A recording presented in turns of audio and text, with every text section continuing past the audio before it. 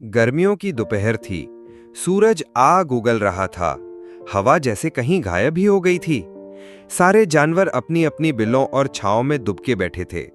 लेकिन एक कौवा था, नाम कालू।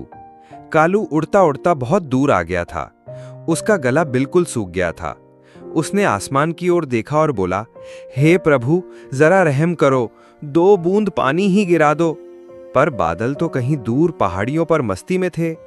अब कालू के पंख भी थक गए थे और जमीन पर बैठना पड़ा।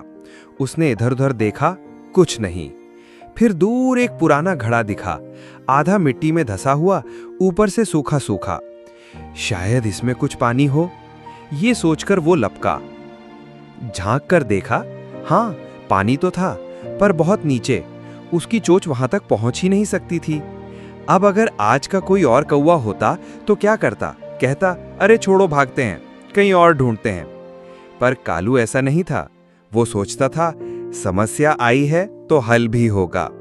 तभी उसे ध्यान आया, उसके दादाजी ने एक बार किस्सा सुनाया था कि घड़े में पानी नीचे हो तो पत्थर डालो, पानी ऊपर आ जाएगा। बस फिर क्या था, कालू ने पास पड़े कंकड़ बीन बीन कर घड़े में डालना शुरू किया। 1, 2, 3, घड़ा धीरे धीरे भरने लगा। पर जैसे ही पानी ऊपर आया, एक छोटा मेंढक भी छलांग मारकर बाहर आया।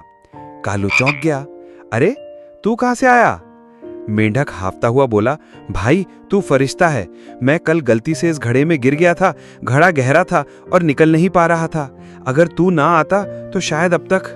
कालू मुस्कुराया, मैं तो बस अपनी प्यास बुझाने आया था। मेंढक बोला, पर तूने मेरी जान भी बचा ली। अब जल्दी पानी पी ले, बहुत मेहनत की है तूने।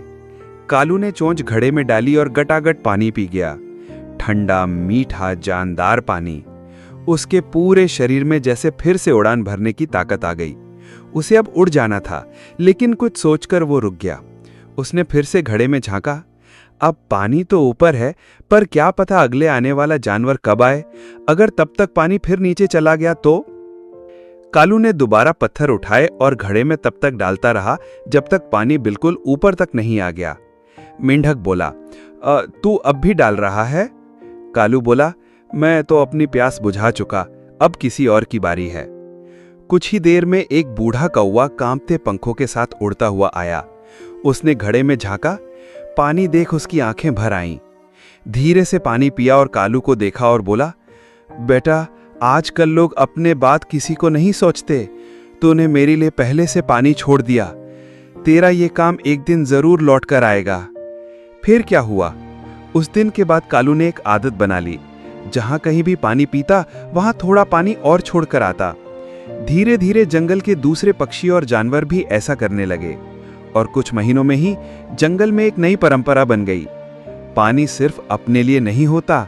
जो तृप्त हो गया, वो किसी प्यासे के लिए रास्ता जरूर छोड़े।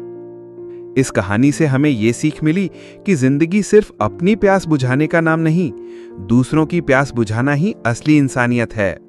और कभी ना भूलो, एक पत्थर से अगर पानी ऊपर आ सकता है, तो एक सोच से दुनिया बदल सकती है। अगर आपको ये कहानी अच्छी लगी हो तो लाइक करें, कमेंट में बताएं आपको क्या पसंद आया और इस प्यारी सी कहानी को अपने दोस्तों और बच्चों के साथ जरूर शेयर करें।